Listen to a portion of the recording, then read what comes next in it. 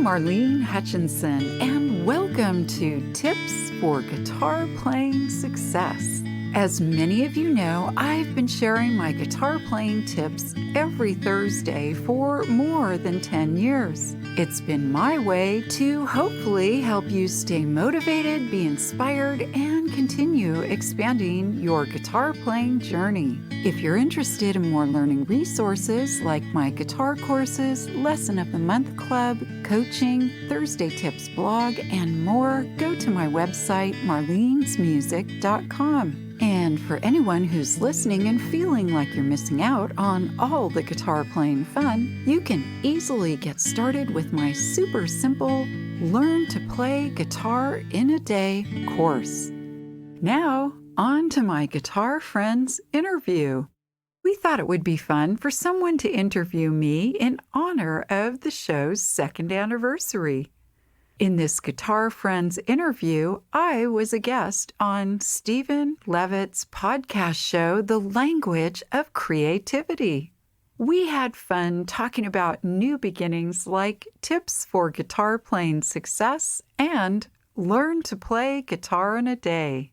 We also discussed playing guitar and making music, plus the importance of playing songs you like, singing, practicing, music inspirations, trying new things, and more.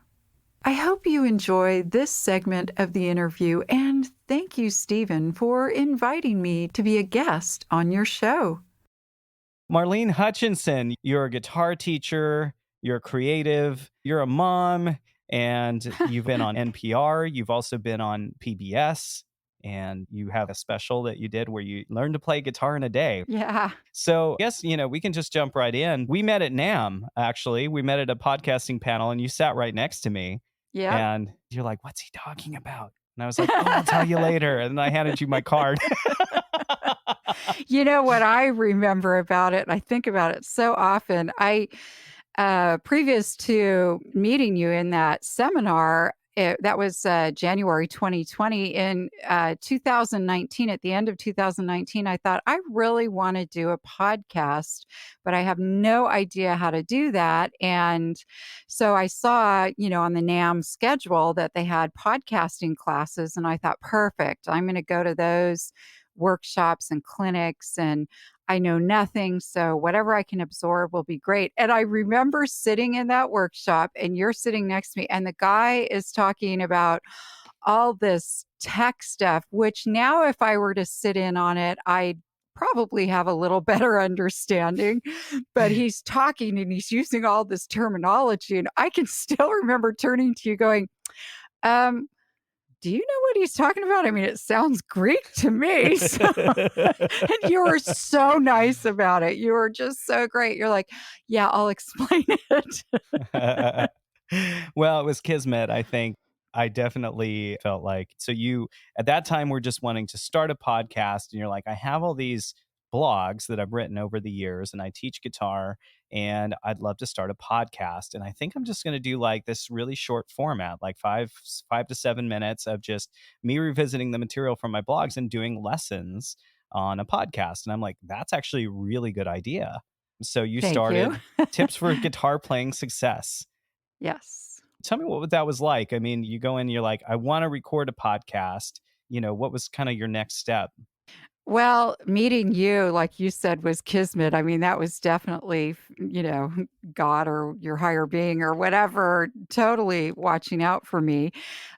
Because again, I knew absolutely nothing. And so you were so kind to patiently walk me through step by step by step. I mean, from everything in the very beginning, like how you choose the name of your podcast and how that works out in the realm of the internet and within certain podcast services. There's these certain requirements and just everything. I never even had an idea of what you needed to do. So, but for me, it really started with getting sort of my ideas honed into place of how I wanted to launch it with what material. I mean, I had, like you said, I had plenty of material. I've been writing these Thursday tips every Thursday for more than I think it's been 8 or 10 years. And so I had a lot of material Wow. to work with. So, I really had to think about how do I pare that down to begin with? And so, my perception was this is for someone who is new to playing guitar or might already play guitar or kind of on the newer side or intermediate side, but just giving them some ideas and tips that generally guitarists go through, like fingertip soreness, so Yes. how to help people sort of relieve and alleviate that fingertip soreness. I mean, whether you're an expert guitarist or you've just started, that's something you're going to experience. So I really try to make my tips and from the beginning something that everyone could benefit from. I like to tell people I know 3.5 chords on a guitar. What are your 3.5 chords? I think it's E minor, G, and D is like the half chord, right? Because that's like a pi and you don't play all the Yeah. strings. Yep. Yep. Yeah. And then I think I know C. So maybe it's Okay. 4.5 chords now. Okay. But Okay. that's over like 20 years of, having learned a little bit once and then just I plink around with I play guitar wrong because I'm a keyboard player and a producer. So, I wish I played guitar. It would be so much easier to fill in tracks on my own and not have to bring in a guitarist all the time. But I work with a lot of guitarists, and people like the tones I get out of guitar. So I have an affinity for guitar. It's different instrument. It's not chromatic all the way up. No. There's these jumps that you can do from string to string that make your hand positions easier, and it's all about, one thing I know for sure is that the best guitarists, the tone is in their fingers. Yeah. It's not as much about the guitar, it's about how do you hold the strings, and that can make the difference in the sound of the chord, the intonation of Sure. the instrument. It's amazing. Yeah. Yeah, absolutely. I think little nuances like if you're on the tips of your fingers versus the flat of your finger, if you're pressing hard, if you're not pressing hard, the gauge of your strings. Some people play better with thinner gauge strings and some play better with thicker gauge strings. And, I like to say, whatever phase you're in or whatever your guitar goals are, I mean, if you want to play 3 chords, you could be a 3 chord expert in the world. There are so many great, fun songs you can play with just 3 chords. So, I mean, if you're trying to make yourself into like Eric Clapton, that's a little bit harder to attain. And obviously you have to work on it. But, with your 3 or 4 chords that you could still have some fun. So it's all, I believe, perspective. But I think just every person learns differently. Everybody has a perspective of what they want to do with it. Some people have started really young, stopped, picked it back up again. Some people have never played and start as an adult. Some people have played since they've been young and are ripping on the guitar. So I think everybody is different in their journey. And I think that's what makes it so interesting. Yeah, and you don't have to be an expert guitar player. That's not a prerequisite for having fun playing music. You can have different goals for your guitar playing. I learned something the other day. We were tracking a song for a songwriter, and he wrote a Johnny Cash style song. And what I found out was that Johnny Cash tuned his guitar up to F. So he tuned Oh, all the strings up a half step, and that just made everything fit in his home register better. And he didn't know very many. I'm guessing he didn't know very many chords if that's what he's doing. So, but no. then the open strings changed. And so you could do the same thing by putting a capo on the first fret. But Sure. we were tripping out about that because we would have never guessed in a million years he tunes his guitar to F instead of E. And as far as I know, I don't think he had any serious formal training. So I think a lot of it was instinct, and his instinct Yeah. was the strings need to be tuned this way because it fits me and my style better. I find that too. There's songs I'll play that I love, like, for instance, a song by the Beatles. And, they wrote it for their voices. And when I'm going to play it, it doesn't feel quite right when I'm singing it. And so, yeah, I play around with the capo and I move it to different frets.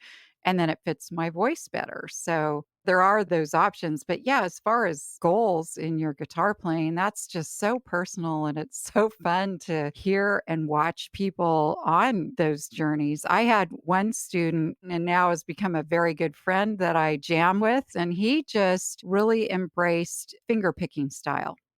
But when he first started, and it's a funny story that he likes to share too, I like my students to sing along with their music for a lot of reasons. It goes well with guitar, but it helps you keep the cadence of what you're playing if you're singing, Yeah. especially when you're first learning.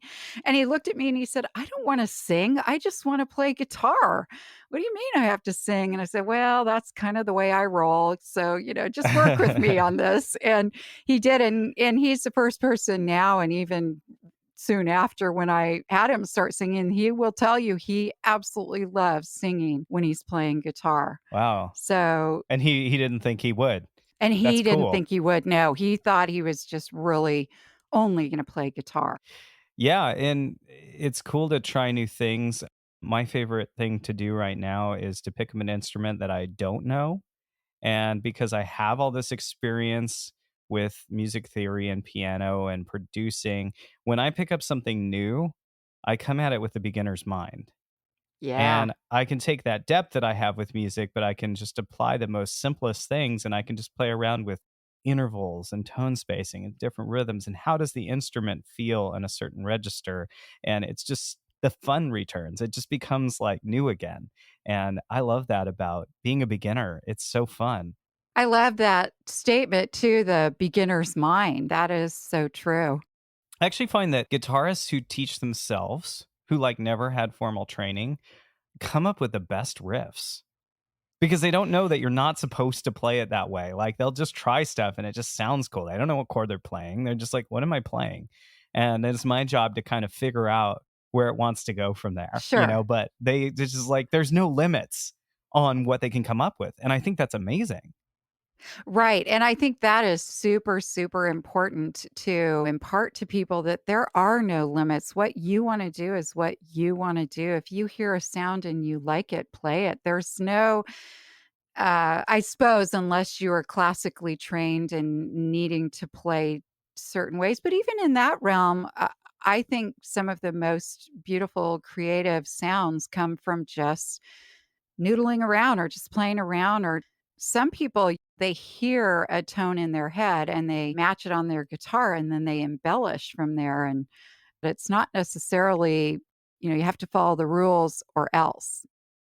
I have a Mhm. lot of people too that will come to my guitar workshops that'll walk in the door, and my workshop is learn to play guitar in a day. So it's for people who've never played before. And they walk into the room and they look like a deer in headlights and like, I have no music training and I know nothing about guitar.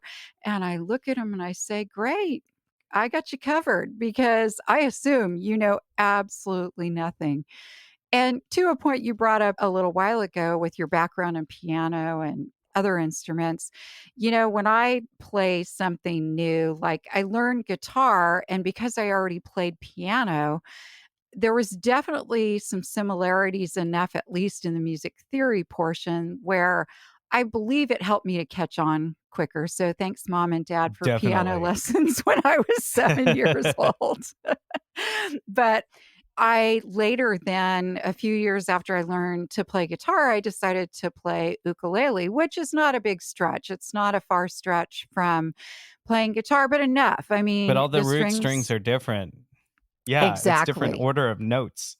Exactly. And so if you're at the time I was playing, I was chord driven in my playing. And so I had the chords memorized. And then, the D chord for an ukulele is not the same fingering as the G. And so I had No. to look at it with that beginner's mind. And it is a thrill. It's very exciting to look at something new and try it out. That's one of my favorite things too about the workshops that I do. I see people Yeah. that they're like a kid in a candy store when they realize, it's really not that hard to play guitar. Now, what I'm teaching in the day is, a few chords, some simple songs. So, you're not Eric Clapton, but I had one woman in the workshop about an hour into it when I had shown them how to transition from chord to chord to very simple chords.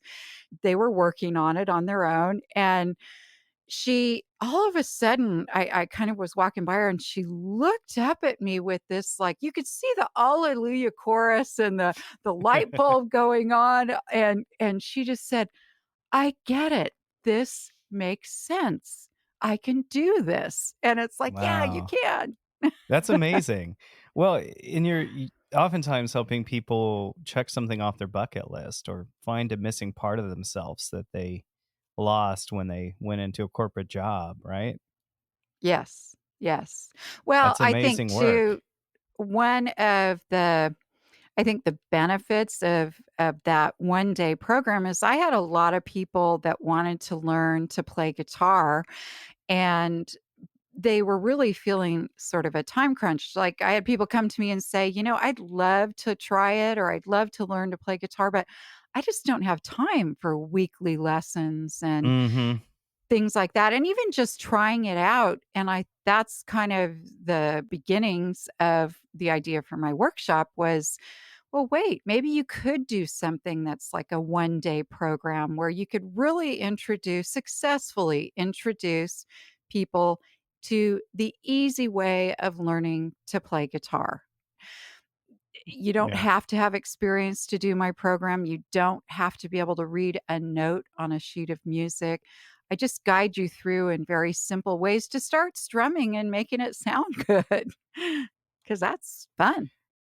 If your perception and your thought process is, I'm going to go to a one-day workshop and I'm going to play just like Eric Clapton, you name it, Jimi Hendrix, it's like, well, okay, those are great goals and certainly attainable in your future for sure, without a doubt, if that's what you want to do. But keeping it realistic, knowing that it's a building process. I mean, I explain in my workshop, just work with me here. I'm not starting with calculus. I'm starting with 1 plus 1.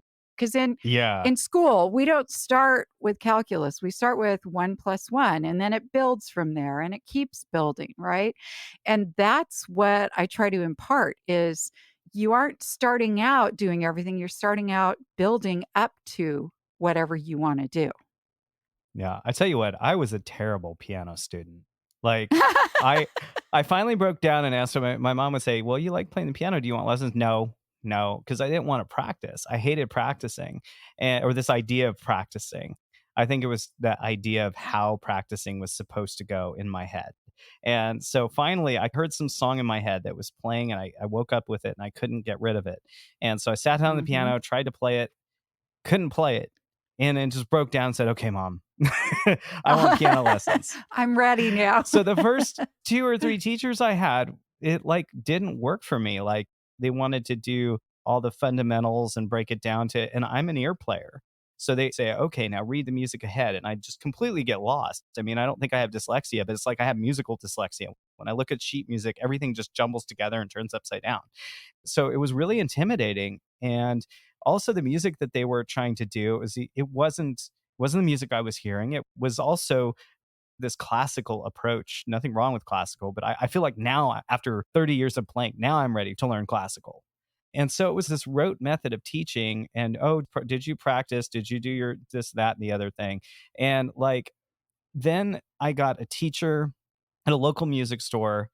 I show up the first day and he said, "Okay, what do you want to know? What do you want to play?" And I had never thought of it. I almost couldn't answer the question. And I was like, Wow. rock, and I don't know. I said, "What I hear on the radio, that's what I want to play." And he's like, "Okay." He's like, "So I'm going to teach you the blues because it's the foundation of all rock and roll. And I'm going to teach you theory because you can play anything." And I was like, "Okay, what's theory?" And he's like, "Oh, it's the language that you're going to use to talk on the piano." And I was like, "Oh, okay." And then each week he'd teach me things, and maybe I'd play a little bit. I'd watch him play, and every week, "So did you practice this?" "No." "Okay, well, let me teach you something else." Every week, "Did you practice it?" "Well, I tried, but I didn't really." And because for some reason in my head, like, sitting down and forcing myself to play for 30 minutes and do the same thing over and over again, I had this mindset. But I wish I could have corrected my bad attitude about practice, because gosh, if I had just practiced like 3.5 minutes a day for the last 30 years, I'd be incredible. It's a journey that you go on. I know myself, it's funny when you start talking about practicing when you were younger. My piano lessons, I started when I was 7, but only took them for 2 years because I could not stand practicing. And my mom and dad, my sister too, was feeling the same way I was. And after 2 years, my parents are like, "Well, then we're not gonna pay for piano lessons because, you're not learning anything." But the interesting thing when guitar came into my life in my adult years, everything I learned was in there. I remembered so much of what Mrs. Tucker told me. But then in my school years, I learned to play clarinet. And so I played Oh, it and I was in the band. And there again, I had to practice. Now I was a little more motivated, but I still wasn't like, oh, I love practicing. I don't know. But I did practice a little more than I did with the piano. And I played that for several years. And certainly both of those, along with I used to sing in choirs and things, helped me in my sort of musical world, if you will. singing helps. Oh, singing it's another instrument. It really is. My mom says I've been singing since I could make any kind of noise. I have always loved to sing. And in That's fact, my I'll daughter. digress on Yeah. this one, but she tells this story where we were driving in the car, and this is pre-seat belts, and I was only about 2 or 3 years old, and I stood behind her left ear and sang. Whatever was on my mind, I would just be singing and she's driving us to the grocery store or whatever. And so she said I used to always sing into her ear. So, yeah, but what was interesting with my guitar journey, because I didn't start that as an adult. In fact, it was a New Year's resolution one year. I thought, I just really want to play guitar. And so luckily I followed through on that one.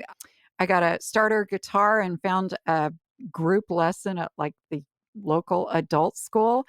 And, it was the best time for me to do it. And I liked practicing. In fact, I couldn't practice enough. I played all the time. There was like this phenomenon that happened with me that from that very first strum, I don't know, it was like I had found my cocoon, my home, my it was unbelievable how I felt about it, and the music that she chose was like singer-songwriter kind of stuff, and that's the stuff I really enjoyed, Great. but I was motivated because I wanted to be able to play those songs with that instrument, and Yeah. it just I think, to the point that you made, that teacher that said, "What do you wanna do?"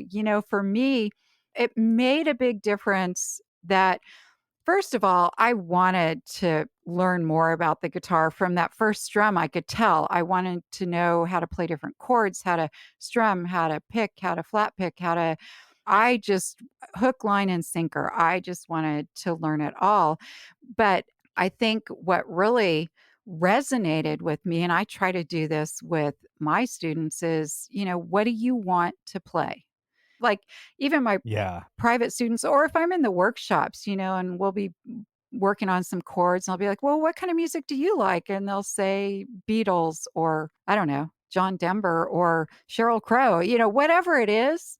It's like, "Okay, great. Well, that artist tends to play these kind of chords. And so Right. you might want to focus on these chords." Yeah. Like really, because my theory is if you love what you're playing, you will play it more and you'll want to play it. Yes. It's never too late to try something new. It's never too late to try something new. Sometimes you sit and think, I'd like to learn something new. Maybe language, hula dancing, and guitar too. But then doubt creeps creeps right in. You say, try new things? No way. I should have started way back when, in my younger days, but it's never too late to try something new. It's never too late to try something new.